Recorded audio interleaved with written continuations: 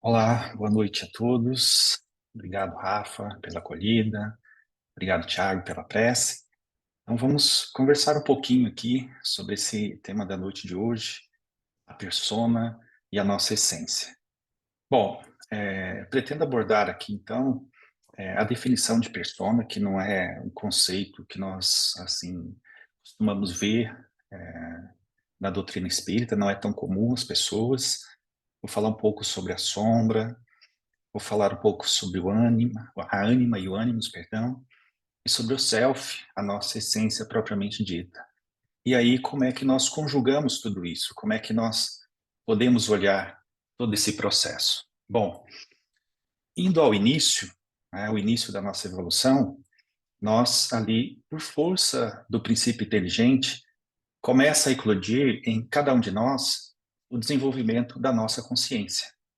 Essa consciência que irá emergir a pouco e pouco pelo processo da evolução espiritual inerente a todos nós, ao qual aí todos estamos vinculados, todos estamos ligados. E aos poucos nós vamos tomando consciência da nossa existência.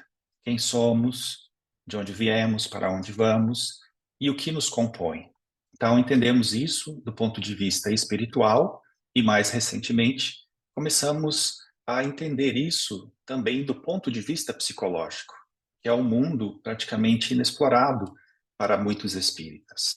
Então, a formação dessa consciência, ela está metaforicamente ilustrada no mito do paraíso, quando Adão e Eva provam ali do fruto proibido. E todo mundo acha que é uma maçã, mas não é uma maçã. Pode ser uma jaca, podia ser uma pera, ou algo parecido, né? Porque o fruto proibido ali, na verdade, eles provam do fruto da árvore do conhecimento.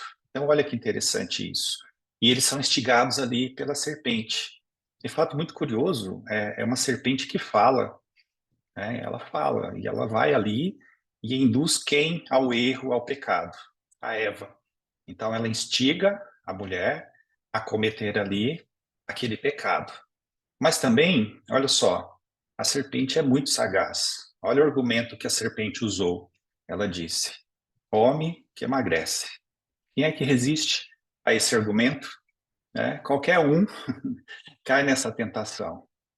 Mas vejam, aqui nós precisamos entender que após provar ali do fruto da árvore do conhecimento, eles são expulsos do paraíso. E aí nós vamos encontrar uma psicanalista freudiana chamada Melanie Klein, que vai dizer isso. Toda vez que provamos do fruto do conhecimento, somos expulsos de algum paraíso. E isso se apresenta o tempo todo para nós na nossa existência.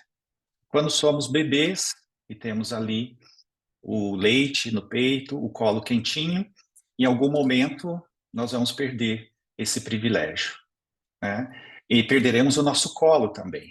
Depois perderemos as facilidades do cuidado. Teremos que comer sozinhos, tomar banho sozinhos, acordar cedo para ir à escola, arrumar nossa cama, nosso quarto. Perderemos até a nossa privacidade quando ocorrer a vinda de um outro irmão, de uma outra irmã. Teremos também tarefas a cumprir. E aí nós precisamos lembrar o que está escrito na Bíblia também, nessa passagem do mito do paraíso. Ganharás o pão com o suor do teu rosto. E assim é a vida. A cada instante, a cada momento da nossa jornada, nós somos expulsos de algum lugar que é cômodo para nós, para que nós saiamos da inércia, para que cresçamos em intelecto e moralidade. Daí, nós finalizamos a escola, depois vem a faculdade, depois vem o emprego, quando vem, né? Porque às vezes não vem. O salário, mas aí também vem as contas, aí vem a família. Numa palavra, a vida, ela vai se apresentando. E a cada etapa, nós vamos cumprindo os nossos papéis sociais. E nessa tarefa de cumprir tais papéis, nós teremos forçosamente que nos adaptarmos a cada ambiente, desenvolver alguns papéis aos quais o Jung ele irá chamar de persona. Então, veja que na própria infância, nós vamos adquirindo papéis, personagens, para agradarmos os nossos pais, os nossos educadores, os nossos professores. Então, do latim, a palavra persona, ela significa personagem, ela significa máscara. E na teoria do Carl Gustav Jung, da psicologia analítica, a persona significa aquele personagem temporário que o indivíduo apresenta aos outros como real, mas que, na verdade, é apenas uma variante, às vezes muito diferente da verdadeira. Então, nesse processo, à medida que vamos percebendo a nós mesmos, nos desenvolvendo e analisando o mundo ao nosso redor, nós passamos, de certa forma, a desenvolver uma consciência individual, um senso de unicidade e passamos a nos tornar duais também. Ou seja, a lei de Deus está dentro de nós, nos move de certa forma. No entanto, egoicamente, quando estamos encarnados, ainda nos primeiros impulsos, vamos pensar aqui, quando nós fomos criados, conforme lá a questão 115 do Livro dos Espíritos, que nos diz que nós fomos criados ali simples e ignorantes. Então, nos primeiros impulsos, com o livre-arbítrio se desenvolvendo, se fortalecendo a pouco e pouco, passamos a escolher. Então, no início da nossa jornada, dizem os espíritos lá, na questão 115 e nas seguintes, essas escolhas, elas nem sempre serão as melhores. Aliás, até hoje, nem sempre as nossas escolhas ainda serão as melhores. Temos muito que aprender ainda. Mas nós iremos lá no início da nossa jornada desenvolvendo primeiramente a nossa inteligência. Desenvolveremos primeiramente a nossa inteligência. Tutelados ali por mentores espirituais, nós, ou o espírito em si, ainda na sua infância, não consegue deliberar sozinho, não consegue escolher sozinho. Mas aos poucos ele vai se percebendo, ele vai saindo ali do paraíso da ignorância em que se encontrava, daí começa a nascer o senso moral. A lei de Deus começa a despertar em nós. E surge então a dualidade do bem e do mal, do sagrado e do profano. E a dualidade, ela está presente praticamente em tudo, conforme nos diz Jung. Então, a consciência que emerge de cada um de nós, ela vai buscando a pouco e pouco um senso de unicidade. Esse senso de unicidade que, primeiramente, vai passar pelo processo de diferenciação, essa dualidade, o eu e o eu e o outro, não isto, não aquilo, mas alguma outra coisa, algo separado e único. E no percurso para chegar até esse ponto, a pessoa vai descobrindo o paradoxo da complexidade, ou seja, os opostos, os complementares, pares opostos de qualidades que são criados à medida que nós vamos compreendendo a nossa realidade. Por exemplo, para não ficar muito estranha essa fala, em cima, embaixo, adiante, atrás, o que mais? Belo, feio, macho, fêmea, o bem, o mal, o tempo, o espaço e assim por diante. Então, ao obter visibilidade, clareza, esses pares, eles pedem identificação e preferência. Então, nós temos que escolher entre o certo e o errado. Nem sempre fazemos a melhor escolha. Temos que escolher entre um e outro, e assim por diante. Então, a pessoa individual, ela é levada a se identificar com um dos lados do par. E, quando ela escolhe um lado, nós nos mantemos distantes do outro. E aí, nós chegamos a um estágio aqui, onde a nossa essência e o outro passam a existir como um par de opostos.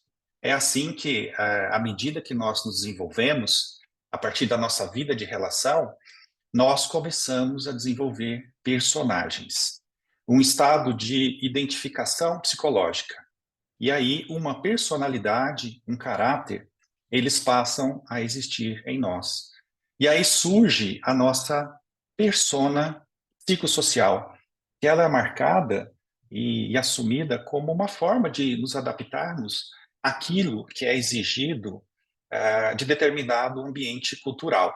E aí nós passamos a nos identificar com o meio para agradar, para parecer, para sermos inseridos e aceitos. Então, vai dizer o Jung, que é aquele acordo entre o indivíduo e a sociedade, e onde nós passamos a recalcar aquilo que nos parece inadequado. Então, nós vamos desenvolver para cada situação um personagem. E quando nós desenvolvemos um personagem, nós escolhemos um lado, mas o outro lado, ele vai ficar afastado de nós. Então, nós deixamos de mostrar outros componentes nossos que estão lá na nossa essência. Então, escolhemos apresentar apenas um lado daquele personagem temporário. E esse lado é sempre o lado que agrada, que cativa, que conquista, aquele lado que é moralmente aceito. Mas aqui está o problema da persona. Toda vez que nós escolhemos mostrar apenas um lado, o outro lado fica oculto. E aqui está o problema. Nós passamos a acreditar que nós somos o lado que nós mostramos. Nós incorporamos esse personagem e acreditamos ser aquele personagem. Então, toda vez que escolhemos mostrar apenas um lado, o outro fica oculto. E ele vai ocultando-se e ganhando força psíquica. Então, aquele lado nosso que nós não queremos mostrar de imediato, mas que vez ou outra vai se manifestar, vai se mostrar.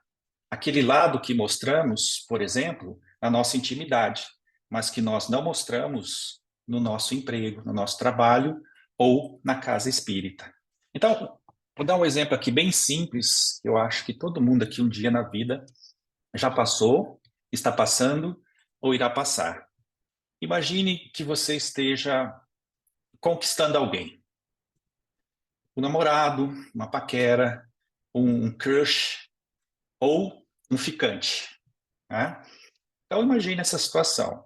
Então, você não dirá para a pessoa sobre as suas más qualidades, dirá dos seus hábitos perniciosos, daquilo que a pessoa não aprovaria. Então, você não vai dizer para a pessoa assim, olha, eu só tomo banho de vez em quando, tá? Olha, eu tenho um problema aqui, eu não gosto muito de escovar os dentes, né? Olha, eu tenho chulé, né? E tantas outras coisas depreciativas. Ninguém faz isso em sã consciência. Por quê? Porque nós queremos conquistar. E aí nós iremos mostrar sempre o nosso lado bom. Mas cadê os defeitos? Né? Às vezes até a pessoa pergunta nos primeiros encontros: Nossa, mas você é tão perfeito, tão perfeita. Que hora que vai vir o defeito? Né? A pessoa já vai se preparando ali para o pacote. Né? Então veja, nós, em termos simples, não cometemos sincericídio. Quando queremos conquistar alguém, nós vamos mostrar o nosso lado bom, nosso lado amável, a gentileza, os traços que sabemos que irão agradar. E aí a pessoa vai se envolvendo, a pessoa vai acreditando, né? Isso aí dura mais ou menos uns 6 meses, tá? Que é a fase da paixão. E depois de 6 meses, a gente vai conhecendo a pessoa, a intimidade, né? A família, vai interagir a verdadeira pessoa em si. Então, existia um lado que foi mostrado, mas existia outro lado que estava oculto. E aí, aos poucos, nós vamos percebendo. Então, esse é só um exemplo para mostrar que a persona funciona dessa maneira, né? Ou seja, a persona, ela permite ao indivíduo a possibilidade de compor um personagem.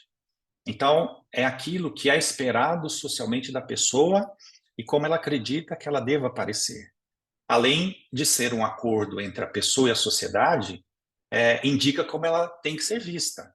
Então, é importante a persona na nossa relação social, porque é por meio da persona que nós convivemos com outras pessoas. Né?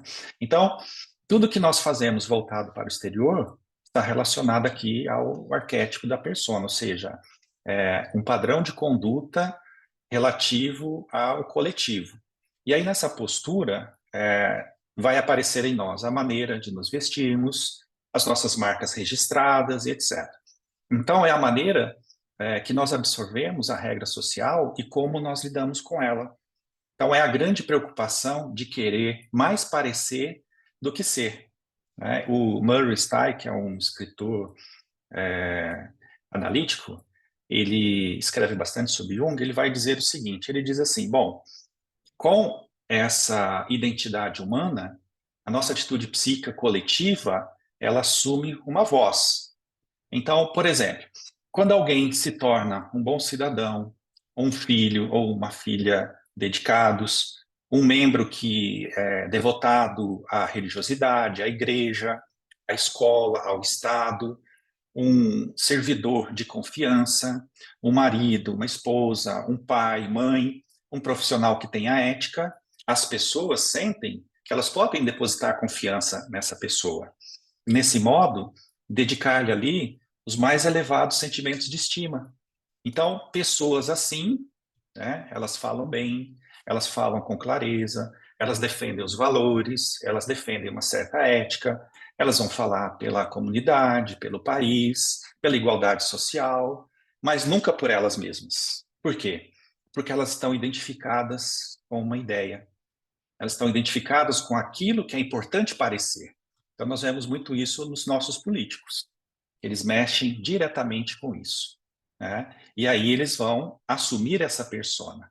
Então, se os indivíduos adotam personas que aparentam ser leais e firmes, elas permanecem inconscientes da sua verdadeira individualidade, daquilo que de fato vai lá no seu íntimo.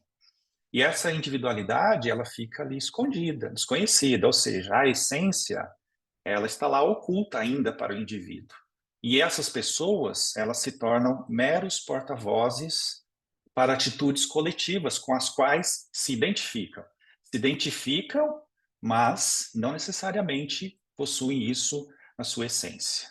Então, veja, esse é o problema da persona. Tá?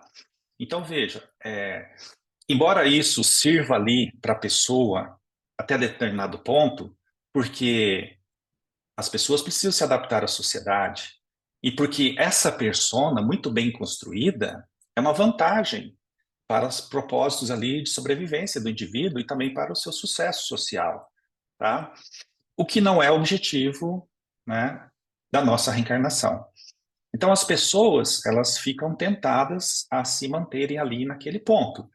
Por quê? Porque ela gastou muito esforço para construir aquele personagem. Quantas lives a pessoa fez, quantos discursos, quantos maneirismos, quantas ideias, quantos jargões a pessoa usou e construiu ali aquele personagem. Então, por que ela vai abandonar esse personagem? Ela tem que se manter ali no personagem.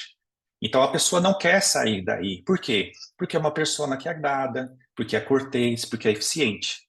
E aí a pessoa entende, né, que, bom, então, concluída aqui essa minha etapa de desenvolvimento psicológico, né, até os 30, 40, 50 anos de idade, né, por que que eu vou mudar isso? Tá? Por que que eu não vou relaxar e aproveitar os frutos disso? Mas aqui, né, o inconsciente, ele não sossega, porque o nosso inconsciente, a nossa essência, ele não quer isso, ele quer algo a mais. Nós não estamos aqui para atender os desejos do ego, a satisfação egóica, o sucesso, o aplauso. Ainda que isso faça parte, mas esse não é o objetivo da nossa alma. Então, o inconsciente ele vai se apresentar de alguma maneira. E aí, nesse se apresentar, a essência vai solicitar ao ego que ele faça realmente o trabalho que ele precisa fazer. Um exemplo também para percebermos onde isso acontece muito, já trazendo para o nosso contexto mais próximo, o contexto mais próximo a nós, a casa espírita. Né? Na casa espírita, nós desenvolvemos ali uma persona. Então, existe o espírita na casa espírita e existe o espírita no seu dia a dia. Então, como é que é o espírita na casa espírita? Ele veste a persona do cristão, do amor ao próximo, do perdão, das palavras gentis, afáveis. Ele fala manso, ele é educado, ele recebe todos bem. Né? A pessoa chega no centro espírita e fala assim: olá, irmão, paz de Cristo, seja bem-vindo, né? Como é que está? Né? É sempre amoroso, sempre afável. E sempre que tem um familiar perto, a pessoa olha e fala assim: poxa vida, né? Queria que a pessoa fosse assim lá em casa, né? Mas ela não é. Por quê? Porque lá na casa é o espírita no dia a dia. Então é outro personagem, né? É outra máscara que a pessoa vai usar. E qual é o problema disso, Paulo? Há problemas e problemas, né? No primeiro momento, o espírita ser assim na casa espírita não tem muito problema, porque de fato nós não podemos chegar na casa espírita falando palavrões, né, usando gírias do dia a dia, incorporando ali personagens que não têm relação com o centro espírita. Então, nós temos que nos encaixar naquele padrão. O problema é acreditarmos que nós somos esse personagem, né? Que nós somos pessoas que já estamos transformadas afetivamente, que já estamos transformadas por dentro. Então, nós estamos lá, falando manso, recebendo todos bem, pregando a lei, justiça, amor e caridade. E como dito, tudo bem agirmos assim. Mas não podemos esquecer que é um personagem. E na nossa essência, muito provavelmente, ainda não conquistamos esses valores. Então, aqui está essa consciência. Nós podemos e devemos agir assim, mas com essa consciência que nós certamente ainda não conquistamos esses valores. Estamos na busca de, estamos trabalhando para isso. Porque senão, nós passamos a nos identificar com a persona e acreditamos que de fato nós somos ali o servo do Cristo encarnado, cumprindo uma tarefa muito grandiosa. Isso não quer dizer que as nossas tarefas não sejam importantes, não é isso. É para nós não cairmos aqui na ilusão do ego de acreditar que já está, né, resolvido. Né? Na psicologia isso se chama inflação do ego. Então, o ego, ele infla, né? Ele já se acha ali resolvido, bem resolvido. Então, como é que é o espírita no dia a dia? Então, ele se mostra conforme o ambiente. No trabalho, ele vai vestir a persona do chefe, do empregado, do professor, do advogado, do promotor. E em casa, ele vai ser o pai, ele vai ser a mãe, o filho, o irmão. Mas, eventualmente, ele pode esquecer que está em casa e vestir a persona do chefe, dando ordens, mandando e querendo ser obedecido. Né? Isso é muito comum de acontecer. Tá? E o contrário também. Né? Às vezes, a pessoa que tem um cargo de poder, né, ela está presa ali no complexo de poder. E aí ela pode chegar na casa espírita e esquecer que está na casa espírita, né? E na casa espírita nós somos o quê? Nós somos irmãos, nós somos todos iguais. Mas a pessoa esquece, ela já chega dando ordem, ela já chega demandando, faz isso, você faz aquilo. Ah, mas eu não sei isso e aquilo, né? Então a pessoa esquece e passa a se identificar demais com aquela persona. Então ela esquece de trocar o personagem e começa a querer impor ali os seus desejos egóicos, né? E até olhar os outros, muitas vezes, como subalternos. Então, aqui entra esse problema da dualidade que nós falamos no início. É preciso muito esforço para manter esse personagem. E o ego se sente bem nesse personagem. Então, no contexto espírita da nossa evolução, é importante lembrar isso. Podemos nos acomodar a esse personagem bonzinho da casa espírita, tá? E aqui nós fazemos uma confusão. O bonzinho não é bom. O que é bom, Paulo? Bondoso, tá? Mas qual a diferença do bonzinho e do bondoso? No outro instante nós vamos falar sobre isso, tá? Mas tem uma diferença. O bonzinho é o personagem que nós encarnamos ali no centro espírita, né? Mas não só no centro espírita, na nossa vida também, porque nós estamos presos ali num complexo de inferioridade. E aí nós ficamos na casa espírita, fazedores de obrigações, e esquecemos que nós temos um mundo interno para transformar a nossa essência. O espírito imortal que precisa superar aqui as dificuldades internas, o orgulho, o egoísmo, que vão se manifestar de diferentes formas na vida de todos nós. Então vejam, a questão da persona, a necessidade de nos sentirmos seguros, de sermos amados, de reconhecimento, são razões que normalmente fazem com que nós ajamos dessa maneira. E aí nós vamos selecionar tudo aquilo que nos pareça melhor, mais adequado e mais aceito no grupo social com o qual nós estamos vivendo, com o qual nós estamos ali nos relacionando. E isso, parte da nossa verdadeira personalidade, ela fica colocada de lado. Então, quando o nosso ego passa a se identificar unicamente com a persona que nós queremos viver, nós deixamos de lado os demais aspectos da nossa personalidade. Então, Tiago falou aí na prece inicial dele sobre a reforma íntima. Tá? E aí nós esquecemos da reforma íntima, porque acreditamos que cumprindo ali o nosso papel na casa espírita, de palestrante, de trabalhador, de passista, de médium, de dirigente mediúnico, ou algo do tipo, nós não precisamos mais estudar a doutrina, não precisamos estudar a nós mesmos, não precisamos olhar para dentro, nós estamos identificados ali com o trabalhador e com aquela pessoa que aparentemente acredita, né, que está bem resolvida, tá? Eu estou falando de forma geral, não estou falando de vocês, que são pessoas muito bem resolvidas, muito bem equilibradas, tá? Então, por favor, não se ofenda. Estou falando de mim, particularmente, que tem muita dificuldade ainda nesse campo, né?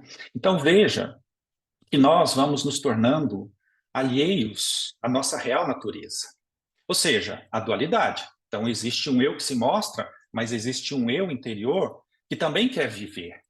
E se nós não damos margem para que ele viva, aí nós criamos uma situação de tensão, de conflito, tá? Porque aí a personalidade interna ela quer viver também.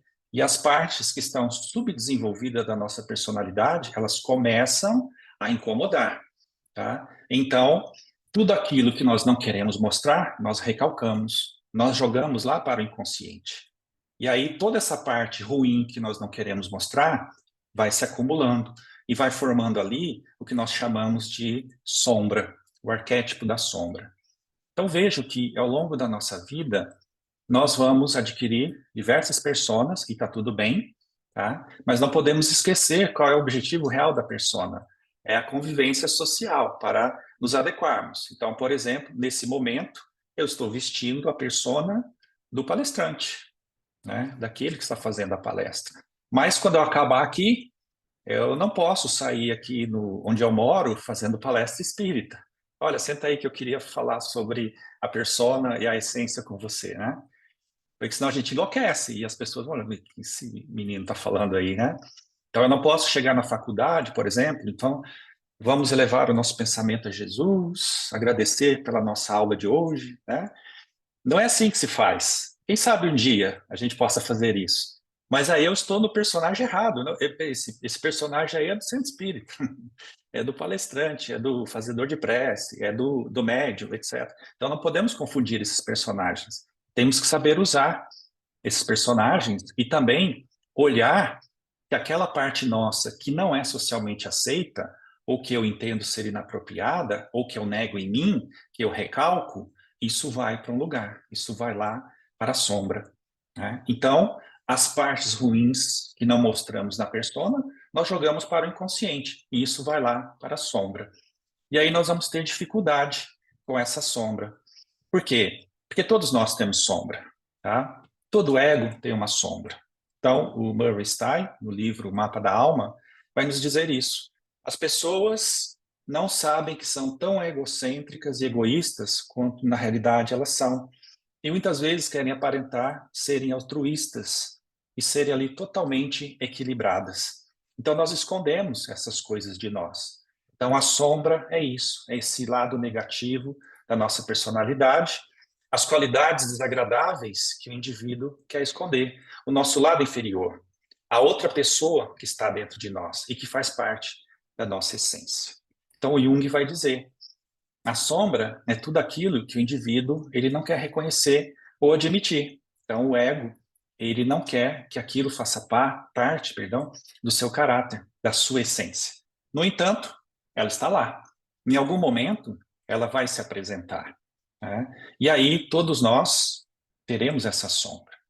Então, veja que no nosso processo de desenvolvimento, nós aprendemos que nós devemos ser respeitosos, agir com cordialidade, termos uma certa ética, sermos educados, cumprirmos ali os nossos valores, adquirirmos um bom comportamento perante a sociedade, perante a nossa família, e entendemos que tudo aquilo que é vergonhoso, tudo aquilo que é pecaminoso, que é feio, que é errado, nós não podemos mostrar.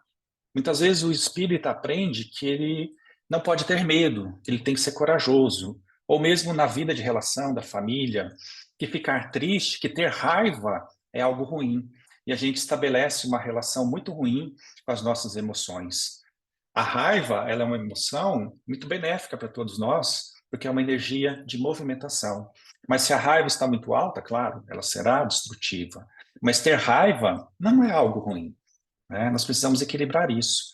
Então, para não parecermos desequilibrados, inadequados, ou ainda para querer agradar, e isso acontece muito na nossa primeira infância, nós vamos sufocar esses comportamentos, essas emoções e esses sentimentos, porque o ego, ele não quer aceitar que isso está em nós.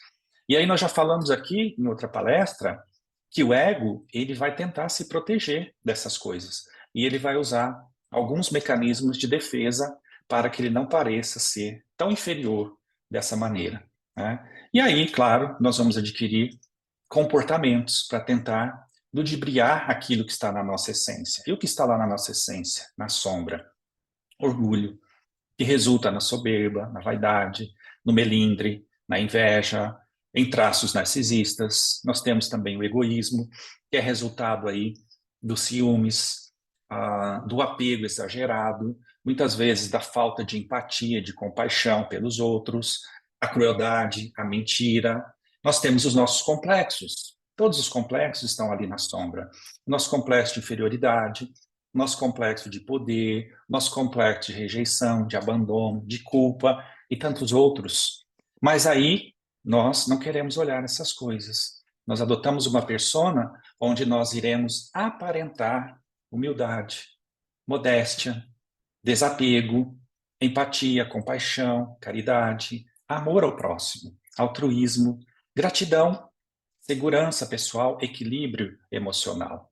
Então, o Murray Stein, ele vai dizer que é natural que nós passemos boa parte da nossa vida, inclusive anos ali, muito presos nessas identidades, muito identificados com as nossas profissões. Então, por exemplo, a pessoa acredita que ela é professor, né? Eu sou professor, tá? Ou eu estou professor. Porque nós vemos a depressão acometer muitas pessoas quando ela se aposenta. Por quê? Porque ela não tem uma vida fora daquela identidade. Então, ela se identifica muito, eu estou dando exemplo só do professor, mas nós podemos estender isso para outras profissões, para o advogado, o promotor, o juiz. Então, a pessoa acredita que é aquilo, e ela vive aquilo ali como uma forma de realização pessoal, como um processo de compensação. E aí, quando ela se aposenta, ela se deprime. Por quê? Porque ela deixou de ser. Ela não é mais aquilo. E ela não construiu uma vida fora dali. Por isso que nós temos que trabalhar para viver, não viver para trabalhar. Não nos identificarmos demasiadamente com as nossas profissões. As profissões, elas fazem parte da nossa vida, mas elas não são a nossa vida.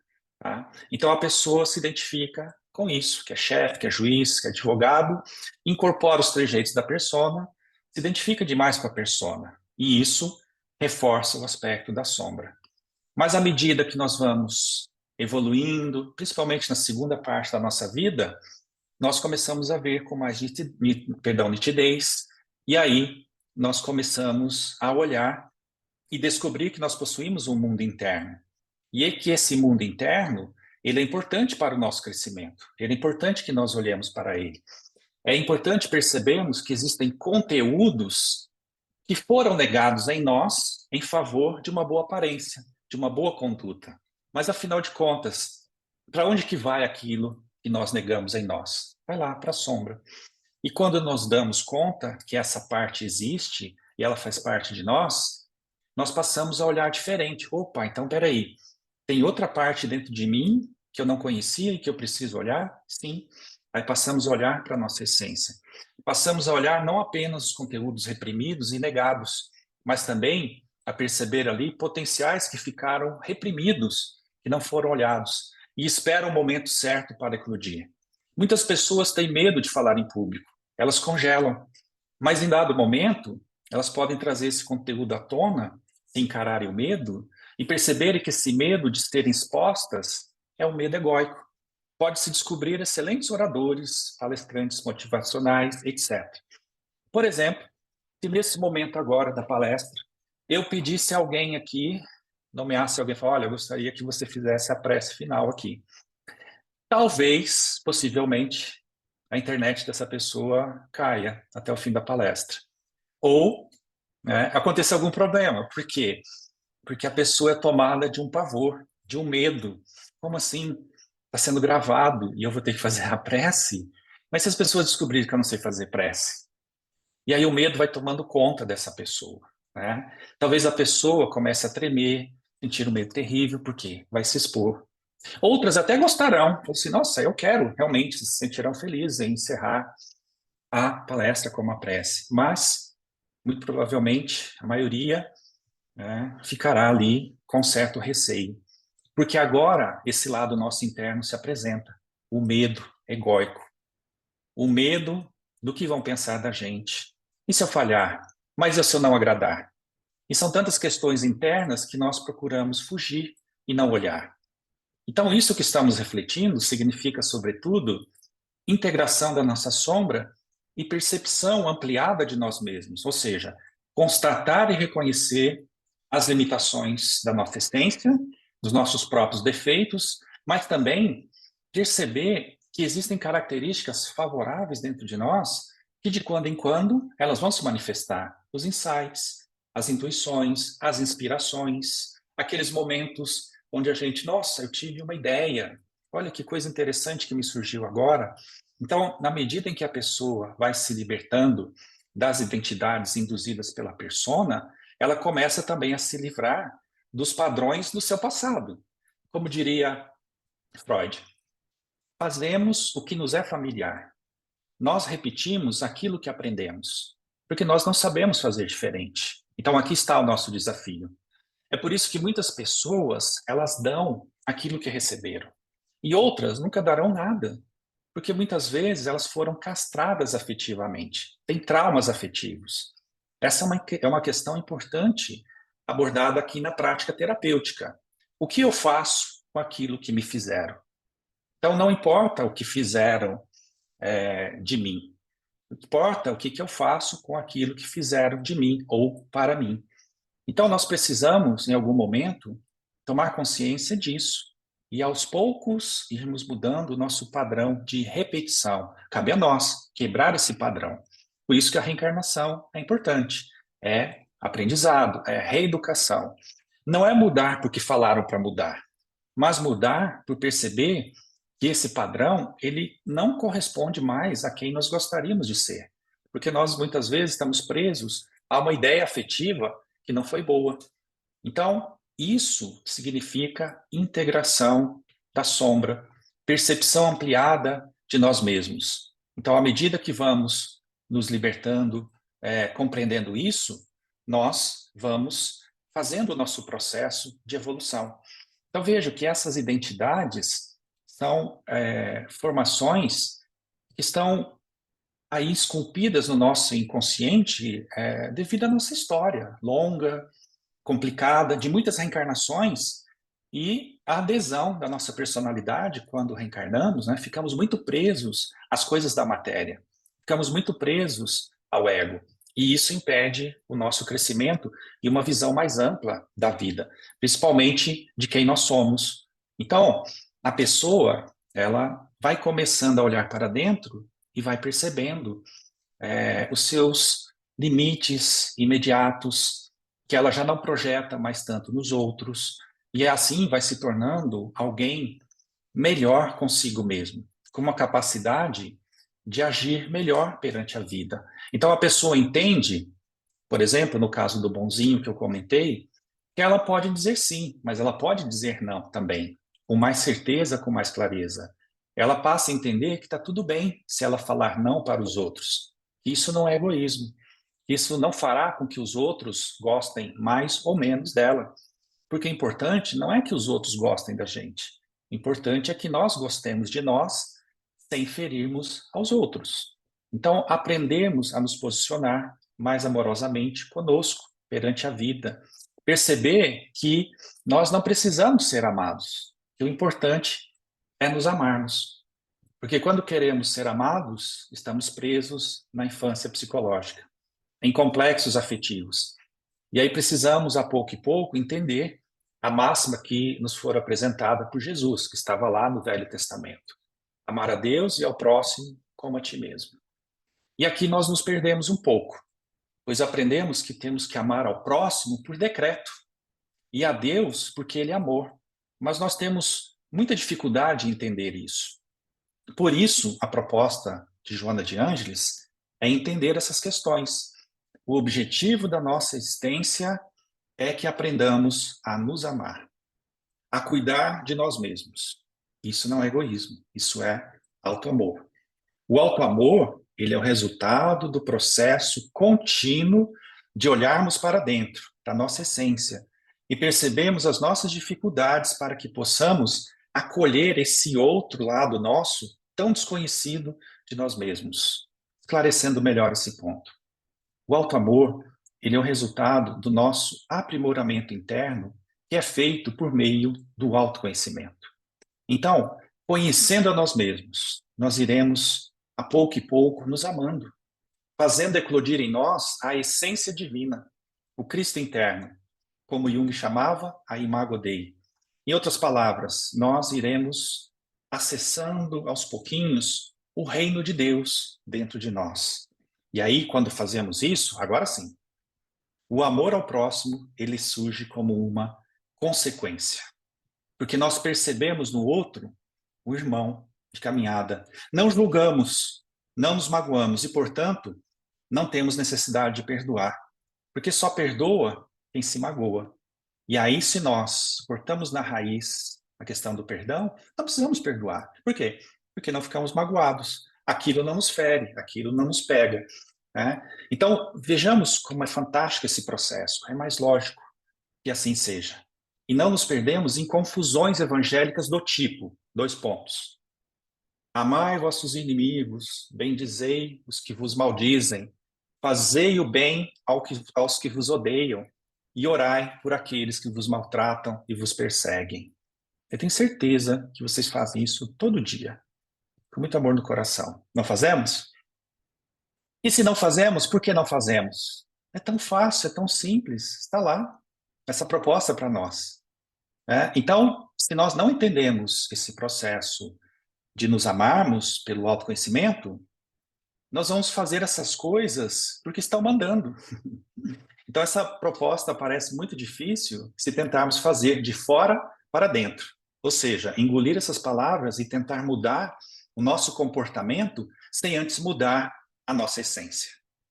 Mas não somente essa, tantas outras que estão no Evangelho. Perdoar 70 vezes 7, caridade moral, pureza de coração, não julgar. Aí a gente pergunta, como é que não julga? Né? E aí o espírita tem que reconhecer, não, o espírita não julga, o espírita observa. Né? É diferente. Então, tem gente que diz assim, mas eu não coloco defeitos nos outros. O defeito está lá, eu só observo. Então, eu não estou julgando, eu só estou observando o defeito. Quem mandou a pessoa ser tão defeituosa, né? Assim, o defeito está lá, eu só estou observando, né? Então, veja, essa proposta de nos conhecermos é muito mais valiosa. E aí nós precisamos entender o nosso mundo interior, a nossa essência, cheia de percalços ainda, mas divina ao mesmo tempo. Então, precisamos olhar os aspectos trazidos por Joana naquilo que nós chamamos de psicologia espírita. Assim, nós vamos entender que, além desses personagens que desenvolvemos no nosso dia a dia, nós temos também, na nossa essência, um mundo a devassar. A nossa sombra, que é composta por emoções, sentimentos, complexos mal resolvidos, mas também potenciais divinos esperando o despertar.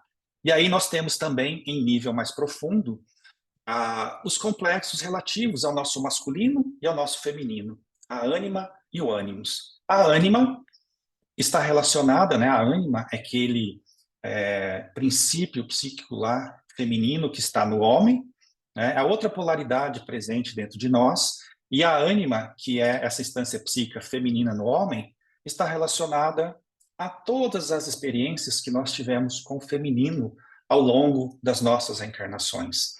E aquele modelo de feminino que foi passado ao homem nessa vida. Então, todas as relações que nós tivemos com o feminino no passado, o ânimos, que é a instância psíquica presente aí no psiquismo da mulher, o masculino presente aí no psiquismo da mulher, está relacionado a todas as experiências que a mulher teve com o masculino em outras vidas. E nessa vida, com o modelo de masculino, que foi passado à mulher, que é a relação afetiva com o pai, ou o modelo de homem que lhe foi passado. Então, a ânima traz aí diversos aspectos, negativos e positivos. Não está só relacionada à escolha do nosso parceiro, mas também à irritação, depressão, insegurança. A ânima está ligada ao afeto. Assim como o ânimos está ligado também à objetividade, ao pragmatismo, está ligado ali à atividade criadora, à coragem. Então, nós precisamos olhar esses aspectos dentro de nós. E andando mais um pouquinho, já finalizando aqui, caminhando para o nosso final, nós vamos encontrar ali, na nossa essência, o centro impulsionador da vida, o espírito imortal, a quem o Jung chamou de self. Então, o Jung vai dizer isso. O self é o centro regulador e coordenador da nossa vida psíquica, que é a imagem de Deus na nossa essência. Não é somente o centro, mas ele também é a periferia, ele é tudo. E para nós espíritas, né, o self nada mais é do que o espírito imortal, que está lá sempre comandando tudo. É a representação do nosso Deus interno. A Imago Dei, o nosso si mesmo, a nossa totalidade. E a Joana de Ângeles, no livro Triunfo Pessoal, vai dizer o seguinte: o self, ele mergulha na carne em busca de lições para que se realize o essencial divino, que fica momentaneamente esquecido e aqui se desenvolve por meio do ego. Então, o ego vai ser o nosso eu pequeno, que vai ser comandado por esse eu maior, o self. E aí o self, ele vai trazer, vai expressar todas aquelas dificuldades que nós temos na nossa essência, lá na sombra, relativa à ânima e o ânimos, para que nós possamos trabalhar isso nessa encarnação. Então, quando o indivíduo estaciona e fica preso somente aos desejos do ego, o self vai fazer um apelo mais duro para que nós possamos sair da zona de conforto. E às vezes esses convites são um pouco dolorosos, por meio da doença, por meio do sofrimento, sintomas que o nosso corpo irá mostrar por meio da psicossomática, doenças autoimunes. E aí nós veremos esses convites chegando para todos nós. E aqui fica uma reflexão importante sobre isso. Tudo que nos chega é um convite para a reflexão e para a mudança. Não pergunte por qual motivo chegou, e sim, qual é o convite que está sendo feito. Tudo vem para o bem. Tudo que nos chega é para o nosso crescimento. Tudo que nos chega vem impulsionado pelo self, pelo espírito imortal. Se ainda lamentamos, se ainda temos dificuldade, ok, estamos vivendo a nossa humanidade, não tem nada de errado nisso. Mas na medida do possível, nós vamos trabalhando e aperfeiçoando isso. Então o self, ele vai controlando e harmonizando tudo de dentro para fora. Ele harmoniza os complexos, traz para a nossa consciência, traz para o ego olhar. E por meio da persona, nós vamos vivenciando as experiências que nos são necessárias. O self harmoniza a sombra com a persona e com o ego também, para que nós possamos olhar tudo aquilo que recalcamos, tudo aquilo que reprimimos, para colocar para fora e acolhermos. E o self harmoniza o nosso feminino e o nosso masculino, para que nós possamos colocar em prática ali todo esse processo que o self traz de experiências passadas que foram mal resolvidas, mas que agora, nesse momento de evolução, nós precisamos colocar em prática. Finalmente aqui, para terminar a minha fala, gostaria de trazer um pequeno trecho aqui do livro Autodescobrimento, da Joana de Ângeles, onde ela vai dizer assim, que nós, de fato, não conhecemos a nossa essência. Nós identificamos e ficamos muito preocupados com os objetivos exteriores. E aí nós deixamos de olhar para a nossa essência. Mas aos poucos, nós vamos descobrindo esses recursos interiores que nós temos, recursos ainda não explorados. Vamos conhecendo melhor a nossa psique. E aí, aos pouquinhos, nós vamos realizando esse processo de autoencontro, de autoamor, por meio do autodescobrimento, que ela vai dizer que é um parto, impondo coragem a todos nós para nos liberar do nosso processo kármico. Então ela vai dizer que devemos repetir sempre o tentame, com a lógica ali dos bons efeitos, conservar sempre a alegria, que é motivador, o entusiasmo, para que nós possamos identificar as nossas dificuldades, mas também as nossas possibilidades para que nós possamos melhorar. Finalmente, no livro Psicologia da Gratidão, ela vai dizer assim: à medida que diluímos a sombra, nós harmonizamos a nossa essência com a nossa parte egóica, com a nossa parte que está encarnada. E aí, harmonizamos também com a ânima e com ânimos, e com a persona, proporcionando agora um equilíbrio psicológico e, portanto, espiritual, como ocorria com Jesus, que é o modelo do homem integral, é o modelo perfeito aqui do equilíbrio da nossa essência, do self integrado, que é o centro ali de toda a nossa personalidade. Bom, Rafael, encerro por aqui, agradecendo aqui pelo carinho, a paciência e a atenção de todos vocês. Estou à disposição para as perguntas e que Jesus nos abençoe hoje e sempre. Muito obrigado, Paulo. Nós que agradecemos pelo seu tempo e pela palestra tão esclarecedora. Isso não é meu self falando, não, é de verdade mesmo. Foi muito boa. Nós temos algumas perguntas que chegaram aqui no chat para a gente. A primeira é: todas as personas são desenvolvidas nessa jornada ou algumas podem ser herdadas de encarnações passadas? Caso sim, é uma coisa boa? Algumas personas, né, que nós desenvolvemos em outras vidas, elas podem sim se manifestar nessa vida, né, mas não por meio de personas, né, porque toda vez que nós vivenciamos uma persona e passamos a nos identificar com essa persona, nós fortalecemos a nossa sombra. Por exemplo, então se eu tenho um cargo de poder, eu estou ali deixando de olhar o meu complexo de inferioridade, né? E eu estou muito preso na compensação externa. Então, a depender da função que eu exerça, como um cargo de poder, como um político, um delegado, um juiz, um promotor, eu vou reforçando ali aquele complexo. E esse complexo, ele pode se manifestar na outra vida e o indivíduo ter ali lembranças, né, desse complexo de poder ali que o atormentava em outra existência. Então, é ruim nesse sentido, né, de alimentar a nossa sombra.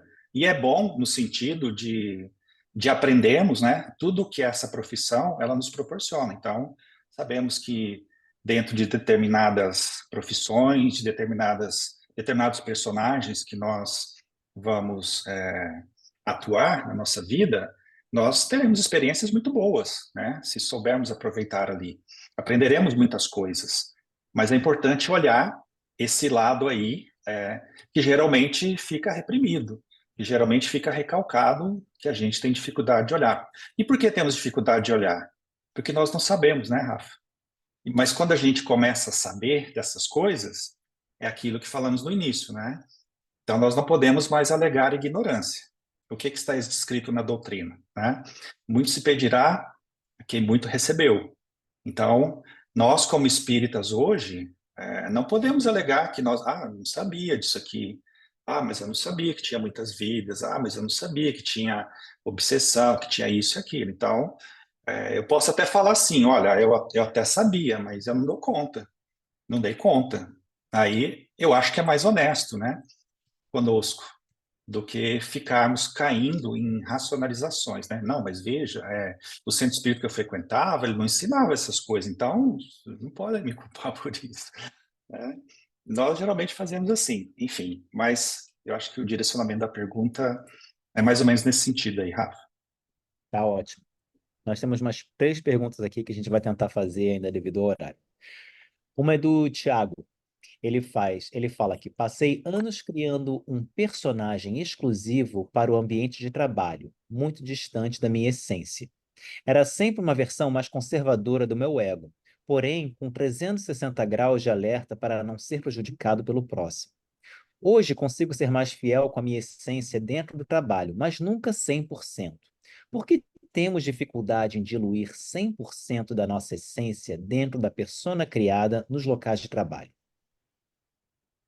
Por conta disso, né, Tiago, nós não queremos desagradar. né? Nós temos dificuldade em lidar ainda com essas questões. O que o outro vai pensar, o julgamento, uma certa exposição. Então, é natural que seja assim, né? Isso não quer dizer que nós não estejamos olhando para isso, porque de fato, né? Veja que em muitas profissões, sempre para fazermos, e isso é uma frase do Cortella, não é minha, né? Ele diz assim: sempre para fazermos o que nós gostamos, nós vamos ter que fazer algo que nós não gostamos. E é natural que no ambiente do trabalho nós tenhamos algumas dificuldades, que nós tenhamos essas questões, mas aí está sempre um campo para o nosso aprendizado. Então a gente vai percebendo, olha, eu tenho dificuldade de mostrar isso, aquilo, os outros julgam, os outros falam, e a gente vai olhando essa dinâmica e nos fortalecendo por dentro. Então, por exemplo, olha, as pessoas estão falando mal de você no trabalho. A gente tem que pensar, o que de fato é importante? O meu caráter ou a minha reputação? Então, se eu estiver muito preocupado com a minha reputação, eu estou muito preso ali aos conceitos egóicos que estão falando de mim. E a gente parte logo para a defesa, de fazer textão no Facebook, no Instagram, nos grupos, etc. Né? O grupo de família é onde isso mais acontece, barraco familiar. A pessoa joga um negócio lá, outra fala, mas não é bem, essa foi para mim, e aí começa aquela, né? Então, quando a gente começa a se tornar senhor de si mesmo, a gente não liga para essas provocações. Nós não ligamos para isso, porque, como diz a Joana, ela tem uma frase muito forte, que é assim: nunca te justifiques. Ou seja, o teu problema é entre você e Deus. Ah, mas o outro estão falando. Vamos lembrar de Sócrates. Quando ele foi condenado a beber cicuta, né, a sua esposa Xantipas subornou o guarda, queria que ele fugisse e tal, e ele se negou. E ela disse a ele: mas Sócrates, o que estão falando de ti são calúnias. E ele virou-se a ela e disse: que bom que são calúnias. Tu querias que fosse verdade? Então, veja que fantástico isso, né? Nós não ligarmos para o que falam de nós, não ligarmos para o que pensam de nós. Isso não quer dizer que nós devamos também levar uma vida desconectada da realidade, do senso moral e da ética. Não é isso, tá?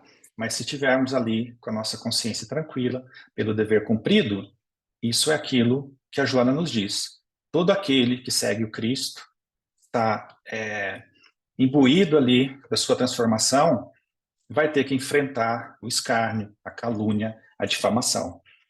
Não tem vida fácil na Terra, tá? Se você quer uma vida fácil, não é aqui.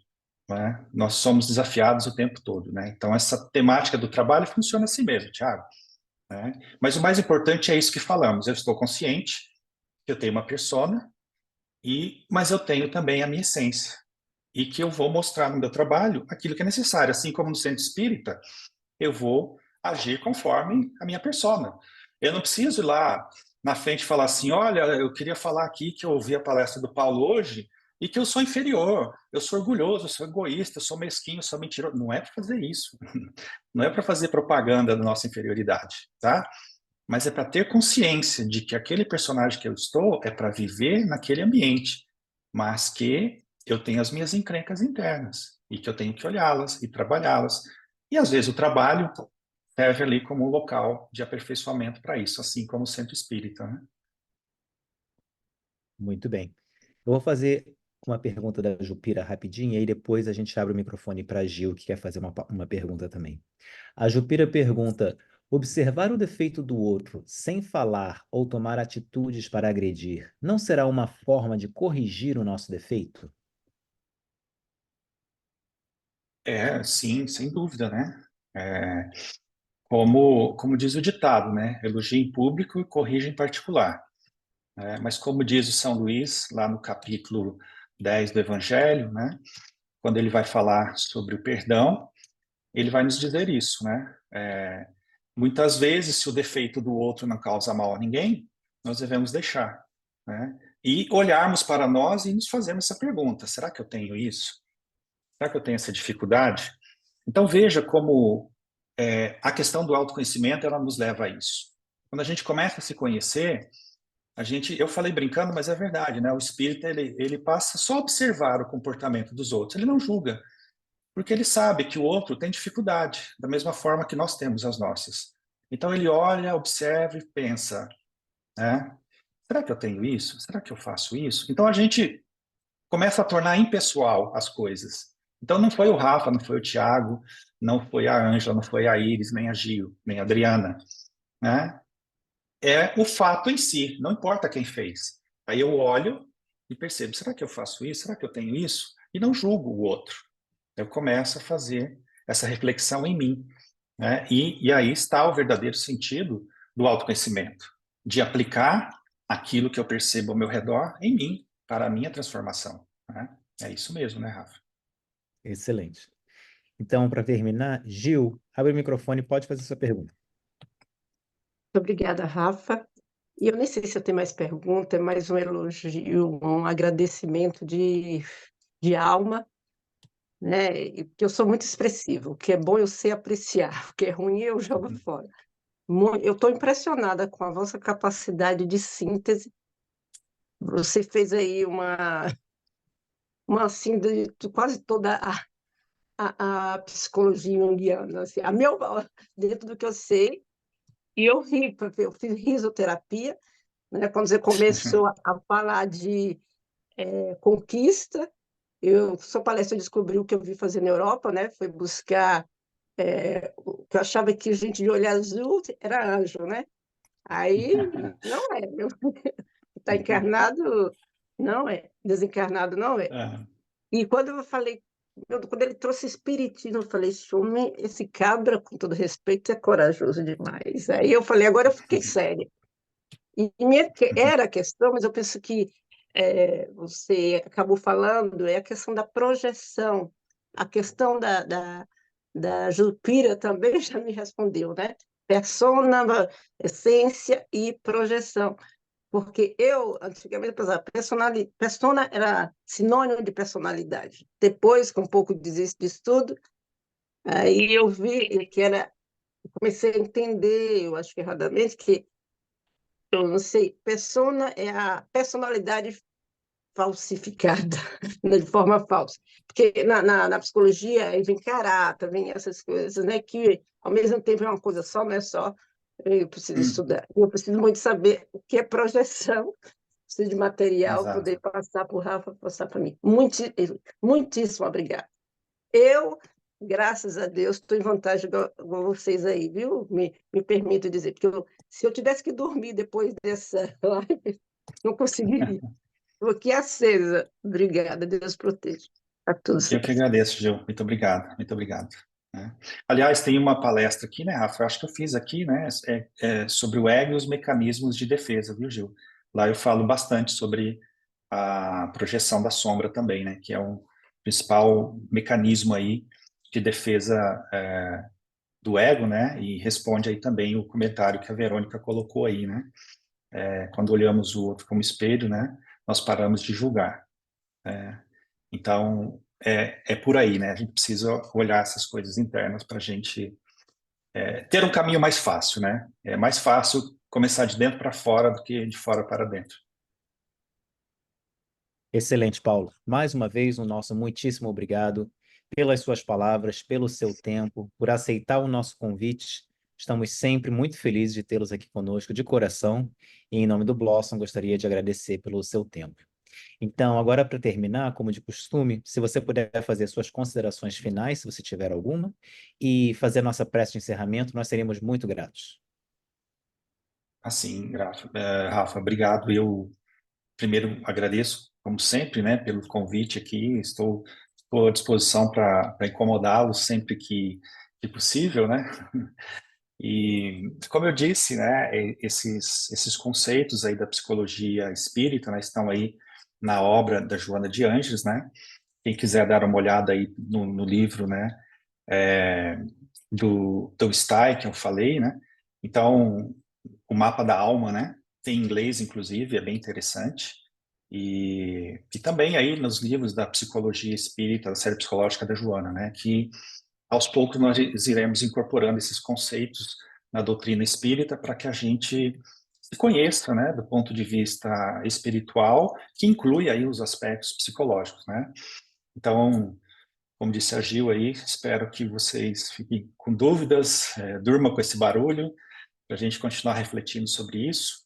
E nesse momento convido a todos, num sentimento de gratidão a Deus, a Jesus pela vida, que nós possamos unir os nossos corações, os nossos pensamentos, agradecendo aqui pela oportunidade das reflexões, da intuição superior, e que Jesus, na sua infinita bondade e misericórdia, abençoe e ampare a todos nós, ao Blossom, a todos os trabalhadores, a todos os irmãos, a todos os nossos entes queridos que passem por alguma dificuldade nesse momento, ao nosso país, ao nosso Brasil, aos Estados Unidos, ao nosso mundo encarnado, a esse planeta que passa no momento de transição, onde todos nós, com certeza, estamos amparados e intuídos aí pela espiritualidade para buscarmos o caminho do autoconhecimento, o caminho do alto amor e, portanto, do amor ao próximo.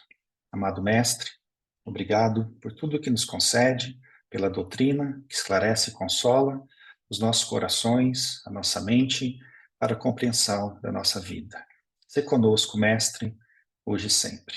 Graças a Deus, e assim seja.